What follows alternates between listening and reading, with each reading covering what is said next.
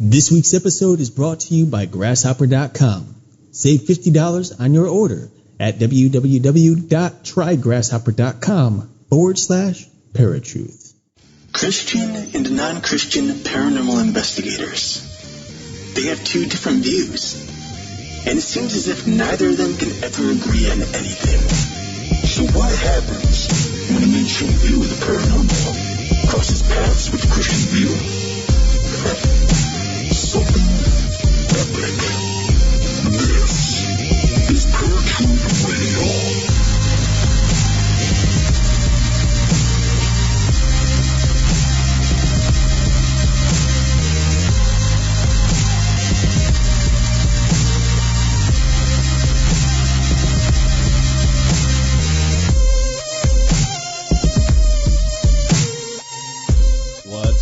Paratruthers, welcome to a brand new episode of Paratruth Radio.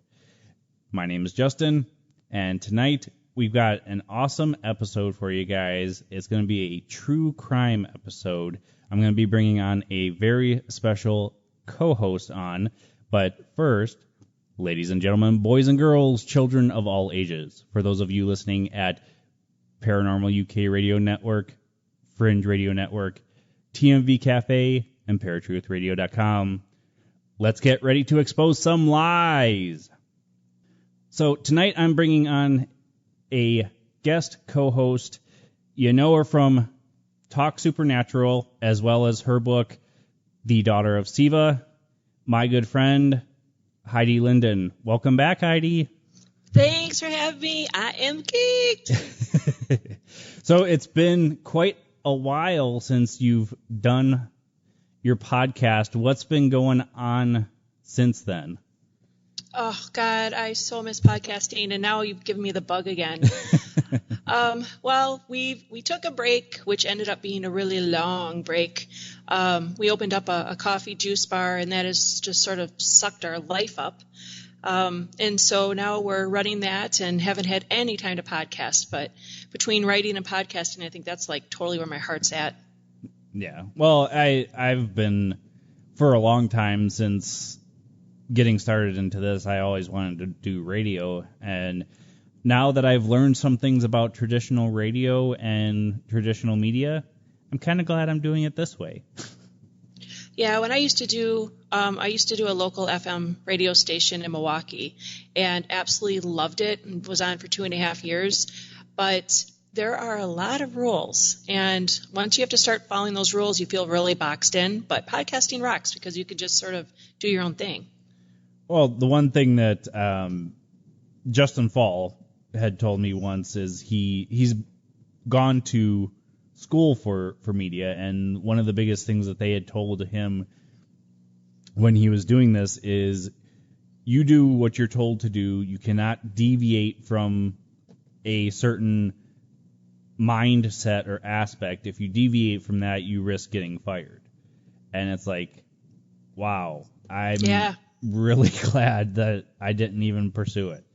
So yep, that's what happened with me, and I'm glad that it was a meeting of the minds as far as me leaving the station. And I didn't want to, but at the same time it was like, if you can't be yourself, you can't say what you want to say, it's like, what's the point? Right, exactly. So we decided to do a true crime episode for this week, and the reason behind that is there was a specific case that actually Heidi got to be, I don't know what you would say, consulted on? Yeah, I guess so, yeah. They called me in to consult, my husband Scott and I.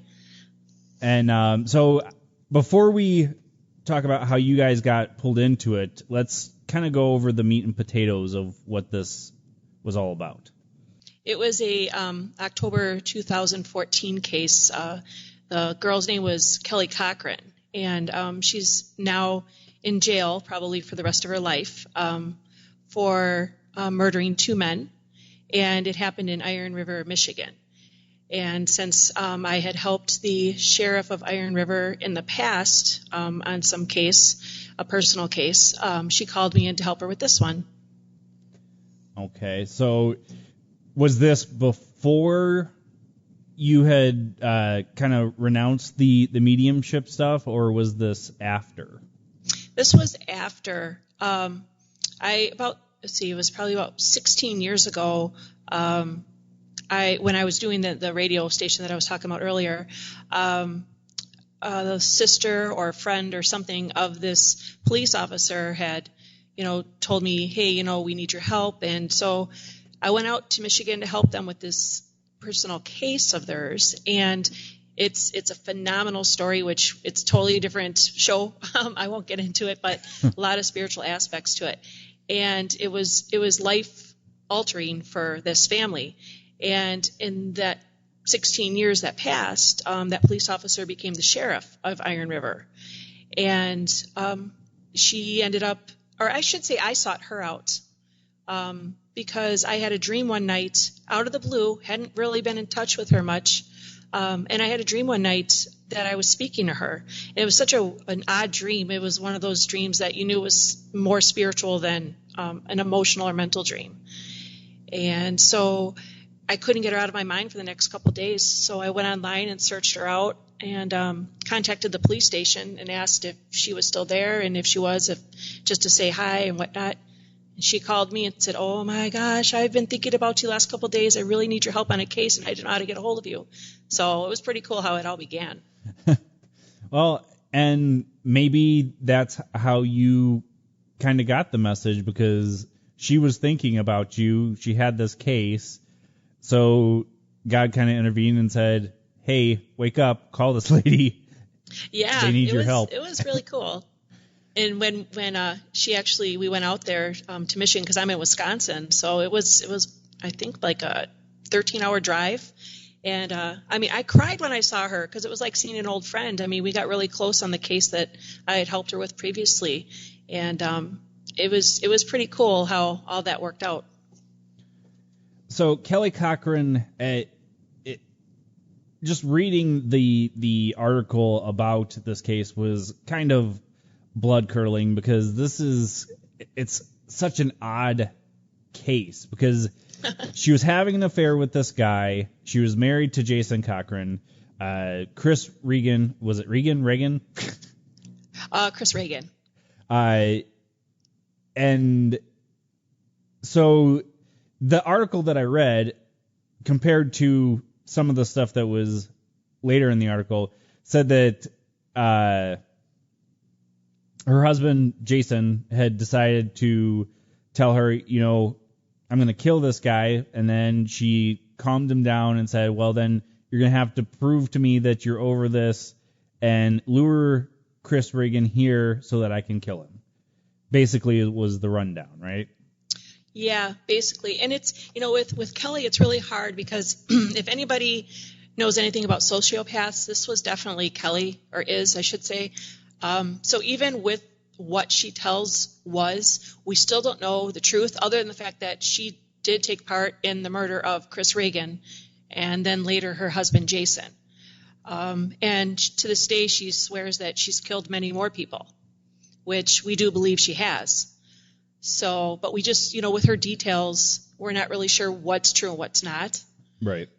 But yeah, the story goes when the sheriff contacted me from Iron River. When she contacted me, basically at the time it was a missing person case of Chris Regan, and but she was convinced that he was murdered, and that she needed proof. And this is a really small town in Michigan, and they don't have, they only have a handful of people out there to help with a case like this, and they were busy on other cases. So she sort of took this upon herself. And so she's like, if you could just help me get started with this, because basically she knew that Kelly was involved, but she just didn't know how to get a search warrant. She needed some kind of proof. And the reason that they couldn't find anything was because he had been missing for 2 weeks before anybody reported him missing.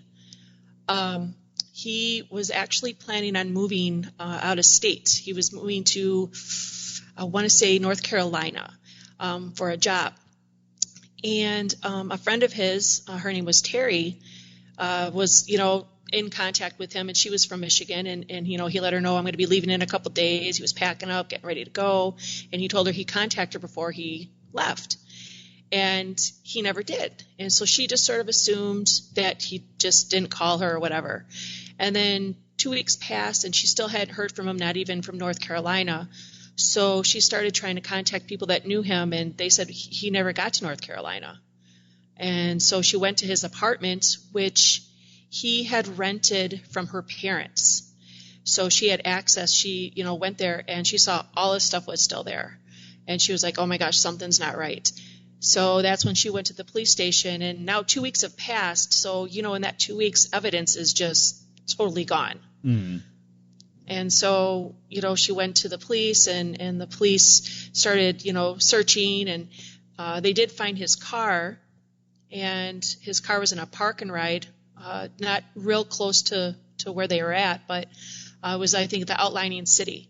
And in the car was Kelly Cochran's address, a little thing written down. And so they tied it into her, and then she worked with Chris. So people at work were saying, yeah, they're having this affair. And there was a lot of stuff that the article didn't tell, like the reason that the sheriff brought me in, other than, she felt that, people like to call me a psychic, and I'm not real fond of that, as you know. Right. But I do pray, and I ask God to help me with things, and he does. If, anything you ask God, he's going to help you with. And so, I asked for some kind of answer in this. And when I got out there, on my way up there, I was getting all kinds of things, and I was writing it down on my notebook. And it really led to a lot of neat details to the case. And one of the things was there was a lot of mental illness involved. Between Kelly being a sociopath and her husband, Jason, he was schizophrenic, and he had just been released from a mental institution. So they were thinking that the husband had killed Chris, and so they didn't know what was going on. Was it Kelly? Was it her husband? Well, and like you said, with a sociopath, that's kind of hard to determine. So my question would be, and I'm sure you don't have the answer to it. I don't think anybody does except for her. But, was it to the point that she willingly participated, or did she only do it because her husband was about ready to kill him anyways? Did you have any insight on that part of it? Well, as far as spiritually, no. But I knew that there was a lot of dark stuff involved. But I really felt that she wanted to kill Chris. And the reason being is that she was, in her way, in love with Chris. He was someone that, he was a really good looking guy. He was active. He was fun. He had a great job. He was just, he was a really nice guy. And she fell for him. And I think she thought there was more going on, even though it was just sort of an affair between them. But I think what had happened was when he was deciding to move, I think she felt abandoned. And I'm saying all this based off of, I watched the tapes, the interviews with her when we went out there. We watched the police interviews. Okay. And just other things that was shared with me as far as the transcripts for other interviews and such. Just by things she said, I think that's what it was that she felt abandoned. And I think maybe she thought she would escape her husband because she just had a really weird relationship with her husband, and I think she wanted to take off and be with Chris. And when he was leaving, I think she was angry about that. So I think it was more, and then she goes to say that she's killed other people before. So it wasn't like a one-time deal like, oh, let's blame it on my husband. If she had killed other people, then this certainly wasn't hard for her. Right. Well, the one thing that struck me on this, with being a sociopath and everything, was at the end of this article, she was talking to the sheriff, and she had said that she asked the sheriff asked Ogden if she had emotions or knew how to love, and told her, you feel emotion. Talking to the detective, I can't. And that is like number one for a sociopath and serial killer. doing the paranormal investigation at Jeffrey Dahmer's house and doing some research on him, it was the same thing. He had no feelings when he killed. Right. There was no feelings there. He was in love with his victims, quote unquote, but he had no remorse for killing them.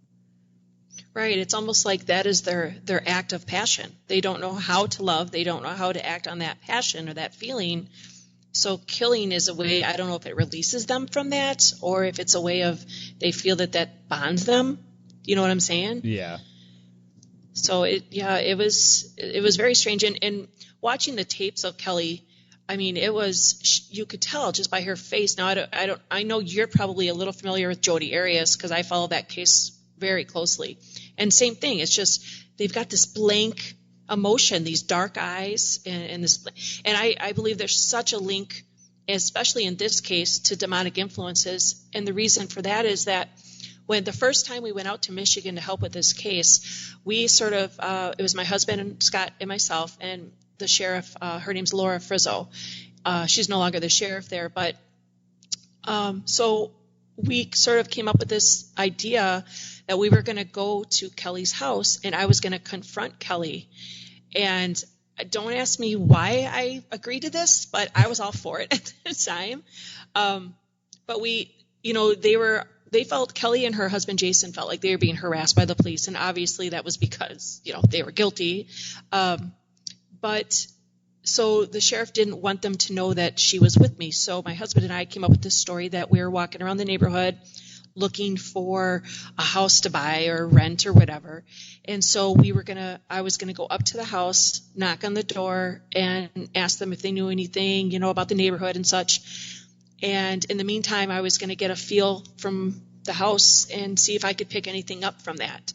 And I'm one of those people that I have to be in the area, I have to touch something, and I will get something from that. So I guess in a way, I don't know. I was thinking maybe I was going to say something to her and see if I could get her to admit, because I knew the sheriff was there behind the house, and so was my husband, so I felt okay. So when I walked up to the house, a car was in the driveway, and I knocked on the door. And when I knocked on the door, like spiritually, I heard all this like screaming and like screeching kind of noise. Like I guess in a way it could be like nails on a chalkboard, but it was a spiritual audio, not physical.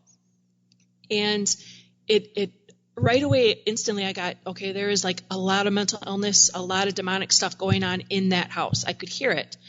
And they were home. They didn't come to the door. And so I just left. Luckily I wasn't face to face with them.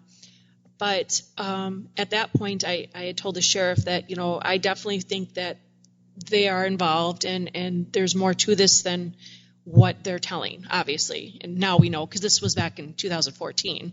Or actually, I take it back, 2015.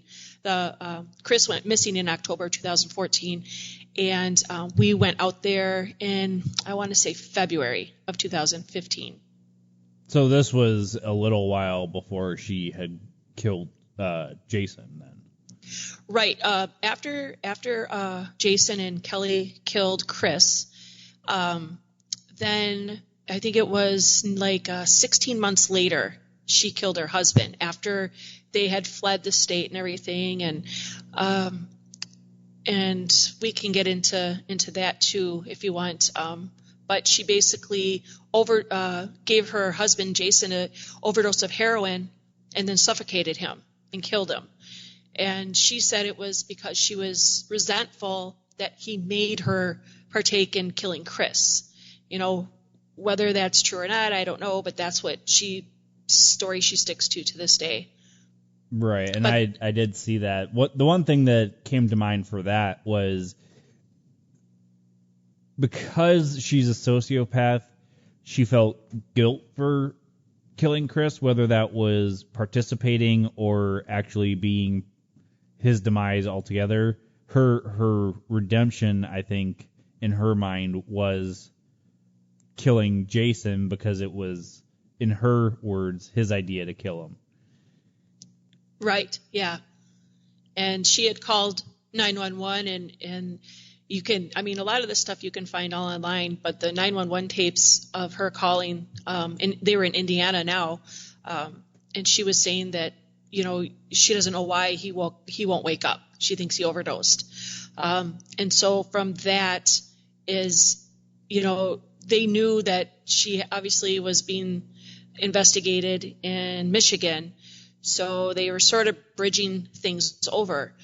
And one thing I had told the sheriff the second time we were out there, I had told her that if we do not solve this and get Kelly in jail, someone else is going to die.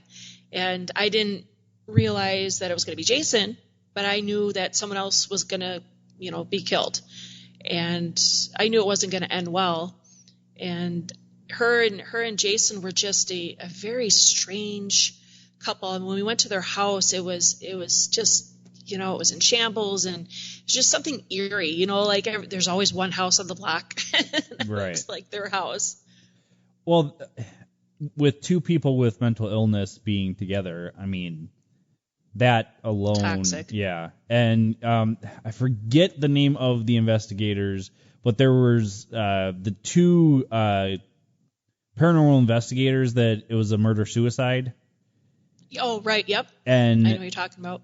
There was some speculation that there was mental illness there. It was an abusive relationship, and there's a lot of people that were saying that there was a spiritual aspect to that case as well, which there could have been. But when you're mixing mental illness in with it and spiritual attack on top of that, then it's going to be that much worse. And in your honest opinion, you felt that way about this case, right? Oh, most definitely. I felt Jason had a sickness. He was schizophrenic and what other issues he had. But with Kelly, I felt it was more spiritual, definitely more of a demonic influence. So just the combination of the two was just like an explosion. Kelly was having a long-term affair with Chris, and Jason was aware of it for a while. And this wasn't the first time that she had cheated on her husband, Jason. And she ended up saying that, that her and Jason had this pact that if she cheated on him, that they would have to kill the person that she was cheating on him with. And she was saying this as a matter of fact, like, we've killed past boyfriends before. But she didn't go farther into that. One of the things that I had told the sheriff when we went out there, and I really felt that Kelly had something of Chris's with her, and that if they could find whatever she had, then that would link her to Chris, to the death of Chris. And one of the things Kelly told the sheriff later on was that she kept a trinket of all the people she's killed. And she kept it in a bag and buried it somewhere. So that sort of went along with what I told the sheriff. And when we went out there the first time, we went searching. She asked me, it was winter, and so it was really hard for them to use any kind of, dogs or anything to look for Chris's body. So we just went walking around. There's a lot of land out there, a lot of landfills. And she wanted to know where I thought he was at. And everywhere I was like, okay, it's like I felt he was here. And then we'd go somewhere else. I'm like, no, I feel he's here. And it was weird for me because I couldn't find one spot. And a year later, we found out that Kelly and Jason had dismembered Chris with a saw and buried his body in all different places. And so that's probably why I felt that he was here and there and everywhere else. Well, that's I think that might be a kind of a serial killer thing too, because Dahmer did the same thing with his first victim, Stephen Hicks, where he dismembered him and then spread him throughout his backyard. So that might be, that's just probably their way of trying to cover it up or not be able to find the whole body, so they have kind of a jab at the police saying, oh, you didn't find all of him. So I've always had this theory that when serial killers or people with mental illness dismember somebody, because that's very common, like you were saying, I always felt that maybe psychologically to them, if they dismember somebody, it's a way for them to say, this isn't a person, this is a thing. Like they're taking away their body parts in separate parts, so it's not a whole person. That's why I always felt that why they did that. That could be a good possibility. I'm sure with both Jeffrey Dahmer and with Kelly as well, that was probably a huge part of it, because then they didn't need to feel remorse. Right. So absolutely. The one other thing that I found fascinating about this case for when she went to kill Jason was her story is he wanted to get high. He had never done drugs before. This is her story, so I don't know how true it really is. But first and foremost, for a schizophrenic to do drugs is not a good idea. At least illegal drugs. For medications, it's different. But for a schizophrenic to go say, hey, I want to get high on heroin or get high in general, most of the time they know not to do that because it's going to exacerbate their condition. And when I read that, and of course, like you said, the article doesn't say he was schizophrenic, but for a guy who has never been high before, never had a drug problem before, say, hey, I want to get high on heroin, that's like jumping from 0 to 100 in a car in like 5 seconds. And to me, that part of it was like super fishy. And when I first read the article, I missed the part where it said that he was high on heroin, because then I read she climbed onto his lap and then smothered him by covering his mouth and nose. I'm like, was she 500 pounds? How did she get on his lap and then he didn't thrash? So I had missed he was high on heroin part. But once I had read it at the end and I saw he had never been high before, had no drug problems before, she had, it's like, yeah, that doesn't sound right to me. Yeah. I don't know a whole lot about him other than what was documented, but I do know, like, he's a big guy, or he was. Jason was a really big guy, and Kelly's a lot smaller. So she knew probably the only way to kill him would be to, knock him out that way. Okay. And being a drug addict as she was, she would have known the right dosage for somebody that size, I'm sure, too. Oh, sure. Absolutely. So the one thing that we keep coming back to is there was a spiritual aspect to this, and you had felt that Kelly was plagued by some type of spiritual attack.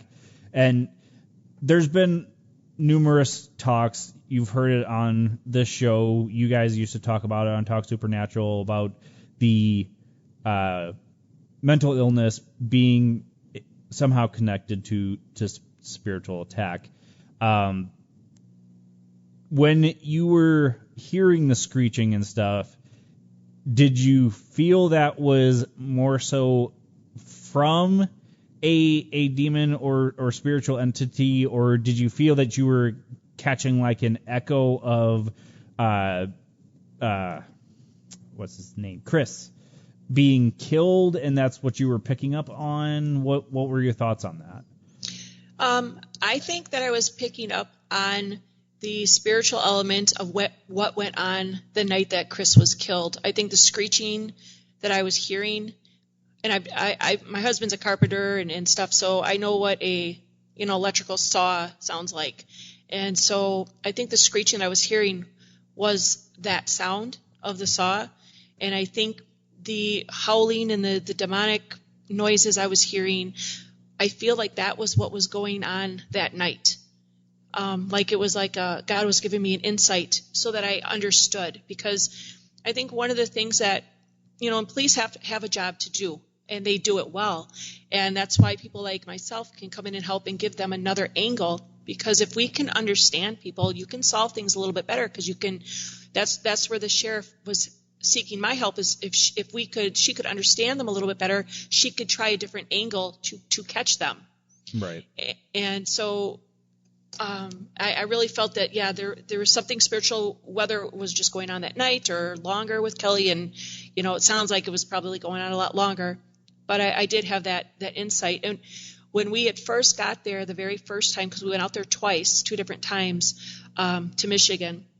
And the first time, the sheriff took me to his car, which was an impound. And as soon as I got to the car, I had the most painful headache. I felt like I got hit in the head with a bat in the back of my head. And I instantly knew that he had a blow to the head in the back, and I let her know that. And ultimately they found out that he was shot in the back of the head.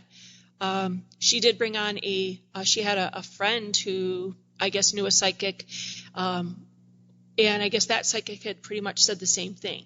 So she knew that, if she could, maybe hint to Kelly that she knew, she was just trying all different things.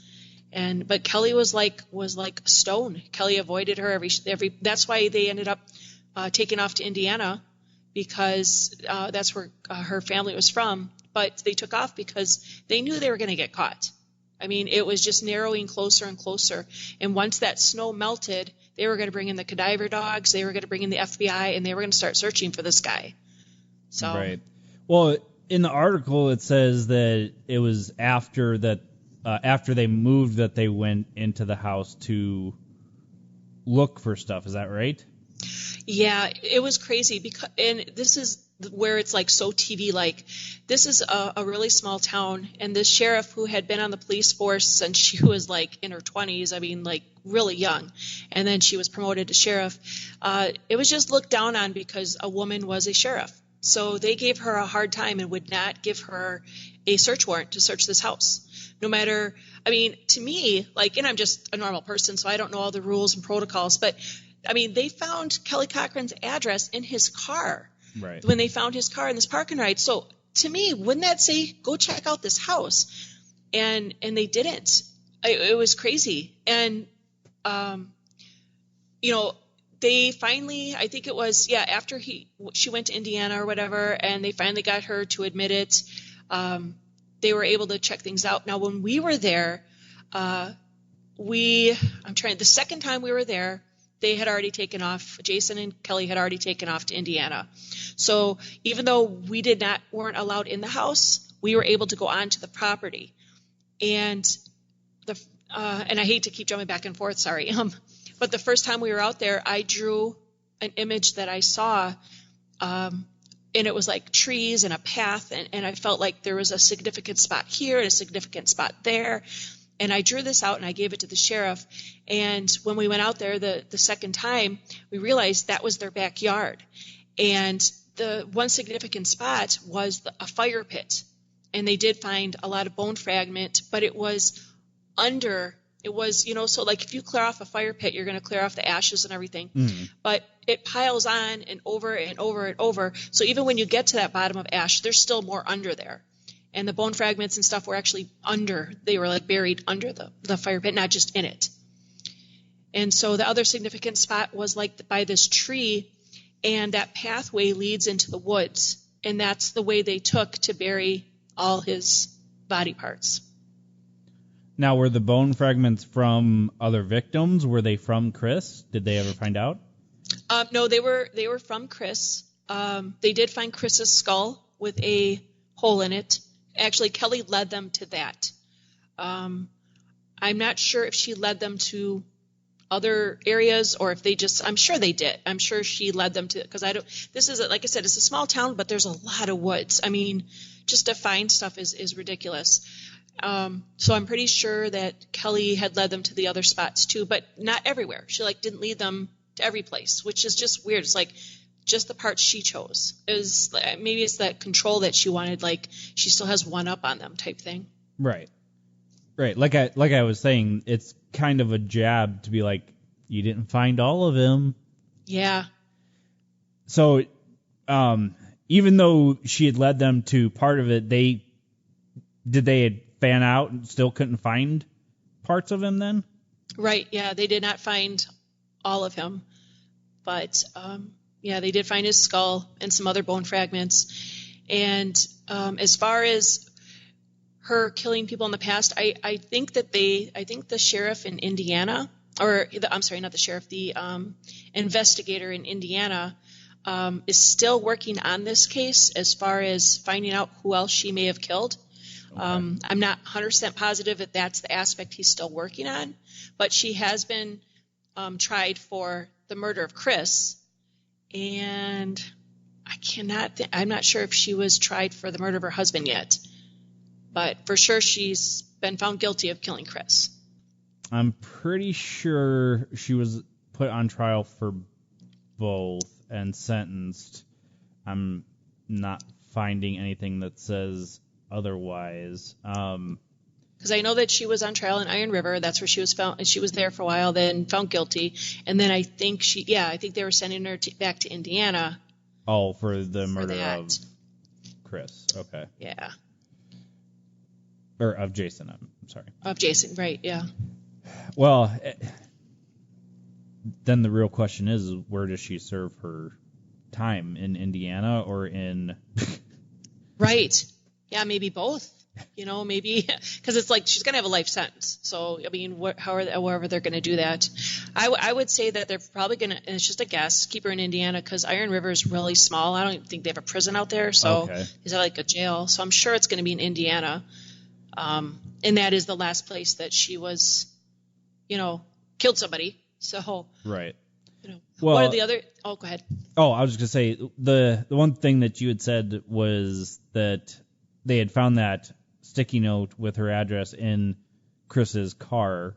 And Shelley and I we watched Dateline, we watched 48 Hours. All the cases that we've seen on there have been warrants put out for much less circumstantial evidence than that. So that poor sheriff could not even get a warrant for something that linked Kelly to Chris. That just boggles me.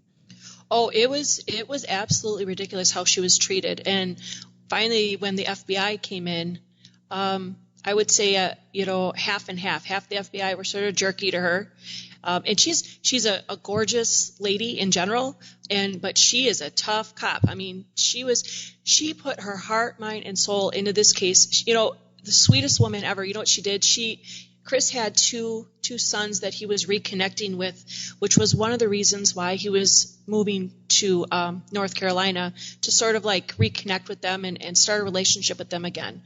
And when she was in contact with his children, she's like, I am going to find, your dad's killer, and we will get justice for this. And they just needed the closure. And they had come up to, go through his things and do everything.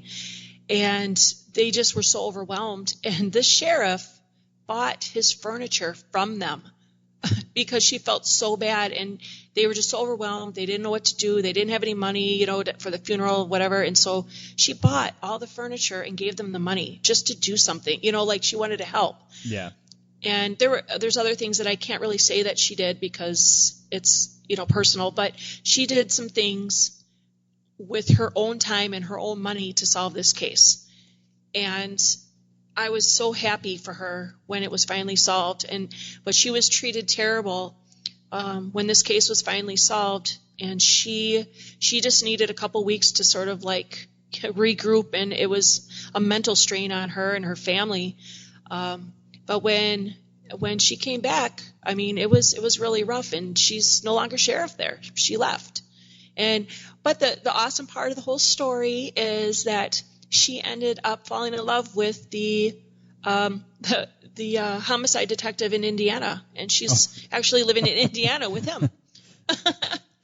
So that's honestly something that I've thought about a lot. Like, there's been a lot of down talk about cops, and there are dirty cops. Don't get me wrong.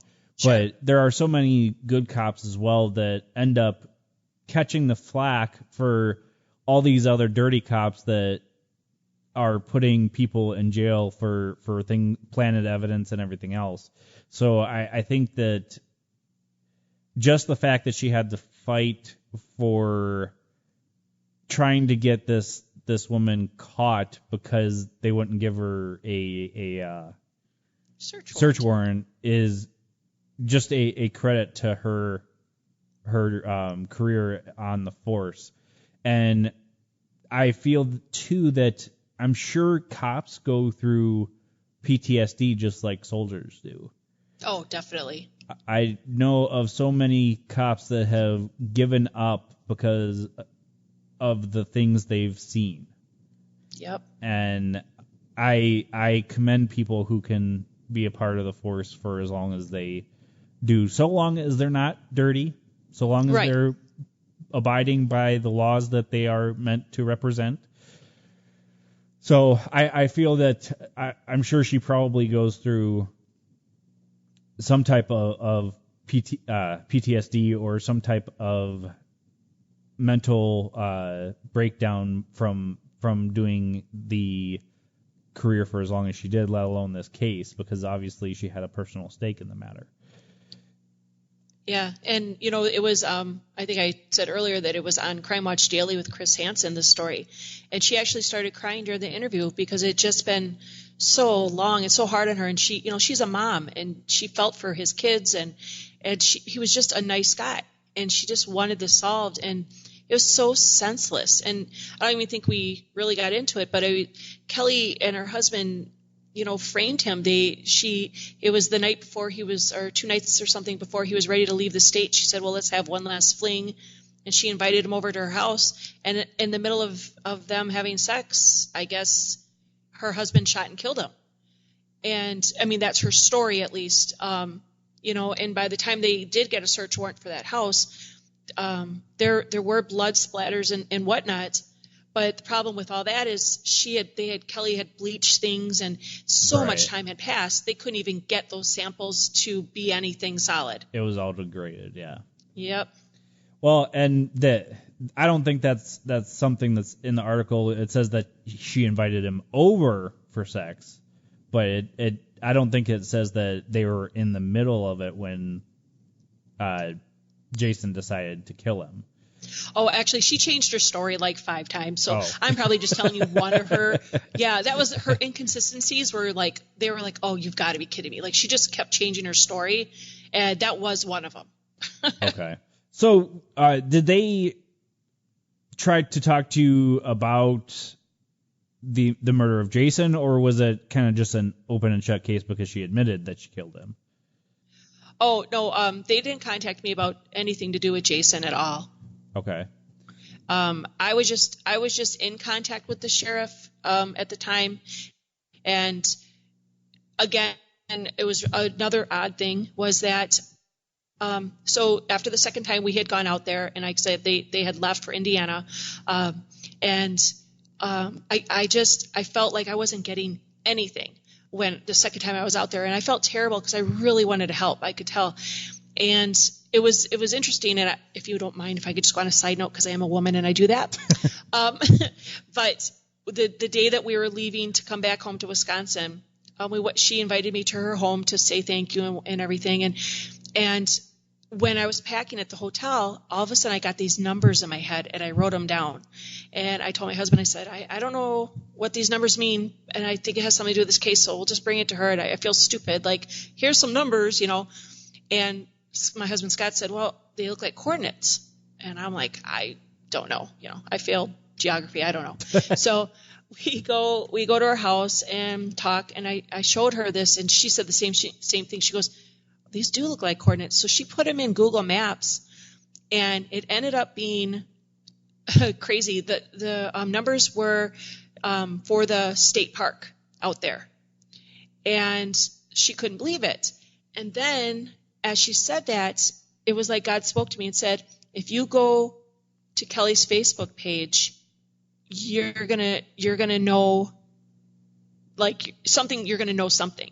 And I instantly told her this, and she looked at me, she goes, Kelly actually blocked me from Facebook, but she did not block the police department. So I'll go through the police department's account. And so she did. And the front page of Kelly's Facebook was the picture of the sign for that National State Park. And come to find out, her and Chris had hiked there a lot. And so it was like our confirmation, yes. And so we were thinking at the time that meant that that's where Chris was, like that's where he was buried. And so that was one of the first places that they took the helicopters and everything out that way, because we thought for sure that was it. But I think it was just more of a confirmation. Well, so we left that there, and then we ended up going to coming back home, and it was almost a year later, and I had again a dream, and my dream was that the sheriff and I were overlooking like a really shallow thing of water, and it was a bag of items, and it was like she was going to find these items, and she was going to find what she was looking for. And so I contacted her to tell her this, and she said, I was just going to call you today because Kelly was just arrested for killing her husband, Jason. So we started getting in contact again about all that. So for like any final thoughts on this, do you think that Kelly has any remorse at all? Do you think that she's going through any type of counseling through the jail or anything to try and cope with these murders, or do you think it's just something that she's okay with? Yeah, I don't think that she's trying to cope with the murder. I think the murders. I think they're probably giving her some kind of psychological help as part of a prison program, only because she had tried to commit suicide while she was in there, and just her weird ways. She's into really weird art and things like that too. So I think she's being counseled for her personal issues, but I don't think remorse is one of them. Definitely not. I think she's just so matter of fact about everything, and it's just she's void of emotion. She really is. Well, what kind of weird art? Because people would say that The Scream is a weird art. So what kind of weird art is she into? That's true. Well, no, what I mean is like she would draw some very odd she would things. create weird art. Yeah, she would draw some really weird things while she was in jail. So, and another thing is she kept trying to want to be interviewed. Like she would say, well, bring a reporter in here and I'll talk to them, or I'm going to write a book and I need a publisher. That she was just, and that goes right along with how serial killers think. Well, it has been super interesting talking about this. I think that God definitely had a hand in it, bringing you into it, because the sheriff was obviously looking for some type of help because she couldn't pin it on Kelly at all. Right. So I think that there was a huge intervention here, even though they didn't stop her from killing Jason, but Jason also was somehow guilty of killing Chris, whether that was influence from her, they both conspired together, whatever it was. Even though she says it was the opposite, I feel that there's more to it, like you've been saying. Yeah, definitely. So I think that there was some major intervention here. So I thank God and you as well for helping the sheriff trying to catch this woman. Ugh, yeah. It's just horrible. I just can't wrap my head around it. I mean, I freak out after I hit a squirrel with my car. Like, I'm traumatized for days. Well, I was listening to another podcast on the way home from work today, and there was a woman that's written a true crime true crime book about past unsolved crimes as the guest, and some of the stories that she talked about, like I forget where it was, but there was an axe murder of this Italian family that was here in the United States in like 1929, and just the stuff that they talked about. There was children murdered, the husband and wife were murdered, and the husband and wife were decapitated. The children's heads were bashed in, and it's like, I don't understand.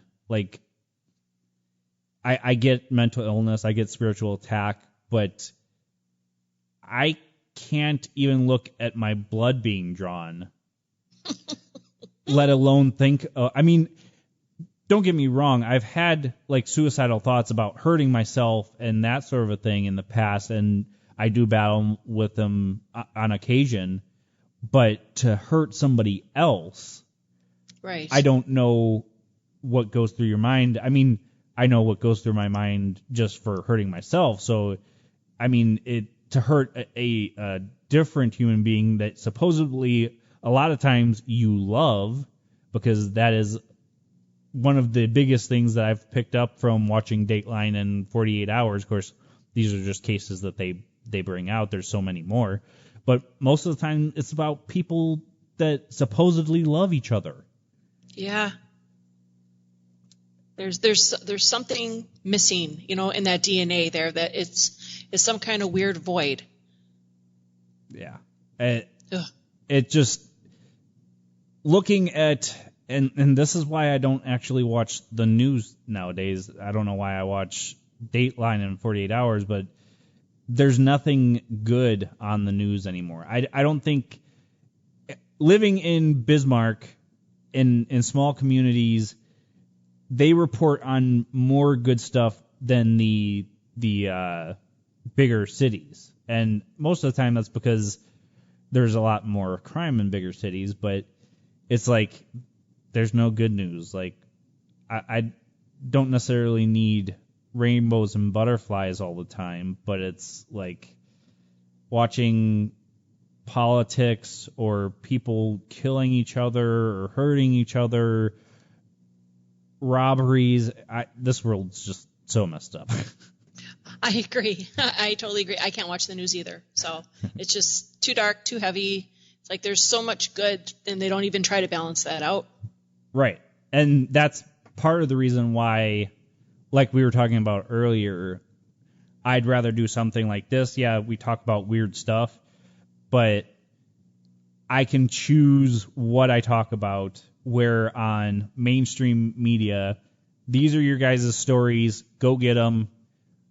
Don't report back to me until you have something juicy, basically, is what it boils down to. Right. Yep. So, all right.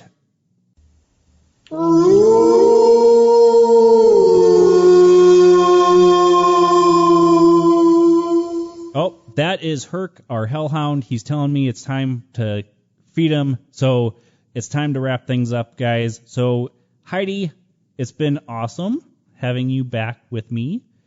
I know. I want to hug my microphone. I'm so happy. Thanks for having me on. The best thing that I can do for you now is tell everybody where they can find you and the book, and if there's any chance of Talk Supernatural coming back, if you want to give that info out, anything, it is yours. Well, I'm hoping that Talk Supernatural will come back at some point, because I love to podcast, but we'll see about that one. But as far as my book, it's Daughter of Siva, and you can find it at daughterofsiva.com, and you can also find it on Facebook and on Instagram. I'm on Twitter, but I'm really not on Twitter, so don't go there. But Facebook would be the best way. You can find the book through Amazon, through Barnes & Noble, through Balboa and Hay House, and pretty much any local bookstore will have it too. And any upcoming works will be posted on your website as well, I'm sure, correct? Wink, wink. Yes, it will. But also, too, I did want to mention that it is under my pen name, Taylor Thomas, not Heidi Linden, only because it just doesn't work out when people know where you live. So it's Daughter of Siva by Taylor Thomas. Well, the one good thing that came out of my little book signing thing here in Bismarck was I met a local author, and we were just chatting it up, and she said something about, I don't know how people put their addresses on their websites and stuff, and I said, on the template that I used, it wanted me to put my address, my phone number. I'm like, no. Do you know how many freaks are out there right now? Well, yeah, and I didn't even do that. People looked me up in the phone book, and then when newspapers are doing articles, people started writing me letters. They will look you up. All right, folks. Well, that has been the true crime episode of Paratruth Radio. I want you guys to make sure you check out paratruthradio.com, where we have some pretty awesome T-shirts up for sale now. I think that would be a good thing to get any paratruther for Christmas. Heidi's favorite holiday, by the way, if you've seen her on Facebook at all. I'm an elf. Make sure you check out Paranormal UK Radio Network, Fringe Radio Network, TMV Cafe, and radioandpodcast.com. Make sure you check out TaylorThomas.com, right? Yes. Okay. I think so. It's been so long. I don't know. Just find me. Just Google me. You'll find me. And just stay tuned, guys. We got a lot of great stuff coming up. Some interesting announcements towards the end of the year. So stay tuned for all of that and much more. Until next time, guys, where you will find us same time, same channel. My name is Justin. And I'm Heidi. Talk to you later, guys.